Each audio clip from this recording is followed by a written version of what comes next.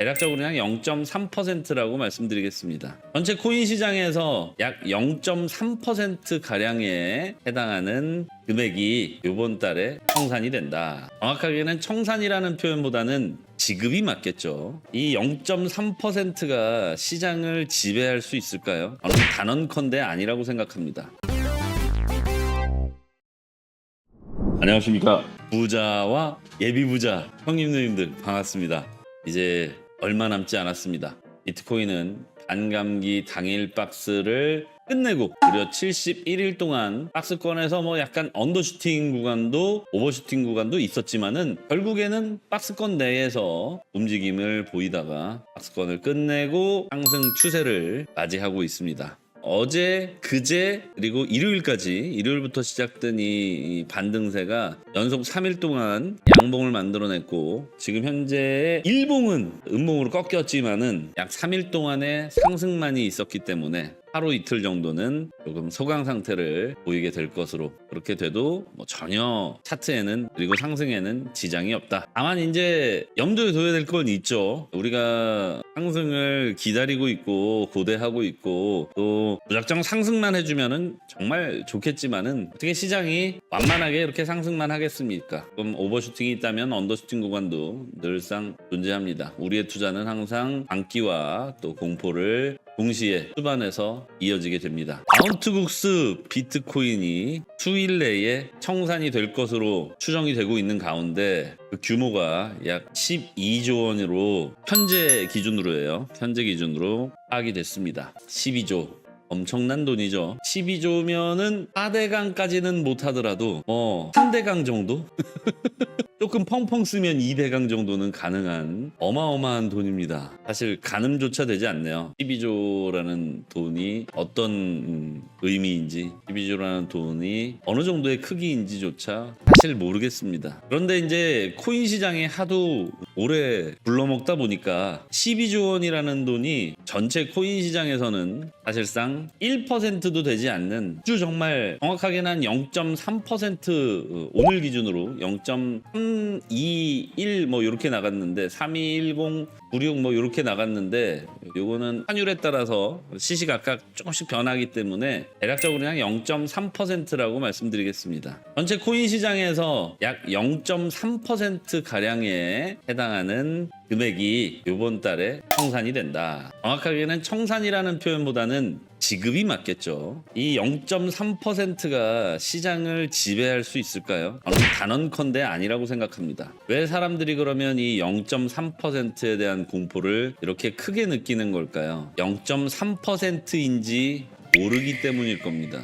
아니 우리 초등학교, 중학교, 고등학교 그 이외에 대학이든 대학원이든 우리가 그냥 급여생활자의 역할을 하기 위해서 사회에서 본인의 역할을 감당하기 위해서 적어도 초중고 12년 그리고 조금 이제 더 나아가서는 16년에서 길어지게 되면 20년 정도의 교육을 받죠. 20년의 교육을 왜 받습니까? 네, 도시근로자의 평균 임금을 받기 위해서 약 20년간의 교육을 받습니다. 저는 이걸 우리 인생을 농사로 비유하자면 학창시절은 씨를 뿌리는 행위이고 그리고 사회생활에 나아가서는 조금 거름도 주고 비도 맞고 또 때로는 뭐 좀 힘든 폭풍이나 태풍을 맞이해서 힘든 시기도 있지만 결국엔 열매를 맺기 위한 과정이라고 저는 생각을 합니다. 근데 이 열매를 힘들게 맺었잖아요. 20년간의 교육을 통해서. 그러면 왜 우리는 만족을 못하는 걸까요? 네, 근로 또는 사업을 통해서 우리 삶을 제대로 영위할 수 없기 때문이 아닐까요? 집도 사야 되고 결혼도 해야 되고 차도 사야 되고 아이도 낳아야 되고 그 말인즉슨 20년 동안 교육해도 정상적으로 결혼해서 차 사고 집 사고 애 낳고 할 수가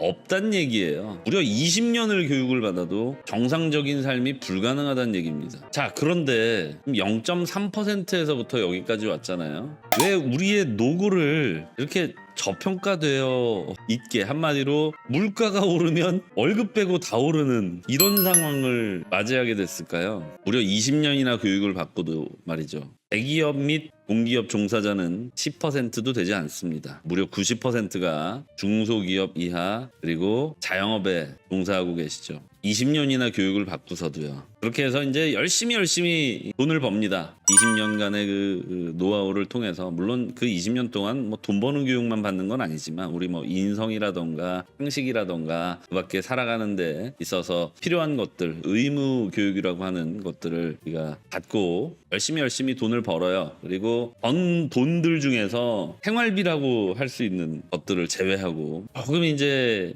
여유 자금이 생기면 저축을 하죠. 저축은 왜 합니까? 일을 위해서 하는 거죠. 돈을 모으기 위해서 합니다. 그냥 모으기만 해서는 절대 정상적인 삶을 살 수 없다는 걸 깨닫는 순간부터는 이제 뭔가 재테크라고 불리우는 것들을 하기 시작합니다. 그게 뭐 주식이 됐든 뭐 부동산이 됐든 코인이 됐든 여러분은 지금 코인에 관심을 갖고 계시고 코인 투자를 하고 계십니다. 대부분의 사람들도 마찬가지일 거예요. 다 자기 나름대로의 나는 예금이 또는 은행에서 판매되는 파생 상품이 또는 뭐 증권거래소 어느 곳이든 뭐 부동산이든 무엇이든 간에 각자 자기가 원하는 투자를 합니다. 코인 투자도 마찬가지고요. 근데 항상 이 대중들은요 20년 동안의 학습에도 불구하고 숫자를 좋아하지 않습니다. 여러분 결국 90%의 양떼들과 5%의 리더그룹 그리고 5%의 늑대 어디에 속하고 싶으신가요? 아니면 본인이 어디에 속해 계신다고 생각하십니까? 양떼들과 동일하게 행동한다면 늘 늑대에게 잡아먹히거나 위험한 상황에